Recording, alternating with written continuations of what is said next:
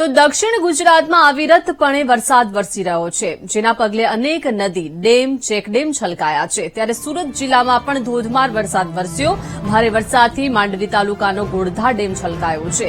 પાણીના પ્રવાહને લઈને કોઈ અનિચ્છનીય ઘટના ન બને તે માટે તંત્ર દ્વારા શહેરના કોઈ પણ ડેમ, ખાડી કે નદી કિનારે જવા પર પ્રતિબંધ લગાવાયો છે.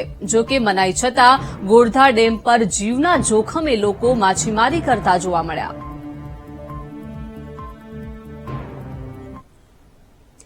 ચોમાસાની ઋતુની શરૂઆત થતા પહેલા વરસાદમાં જ એક શહેરના અનેક જેટલા શહેરો જે છે તેના રસ્તા બેસી ગયા છે. પહેલા જ વરસાદમાં અનેક શહેરમાં રસ્તા બેસી જવા અને ભૂવા પડવાની ઘટનાઓ જાણે સામાન્ય બની ગઈ છે.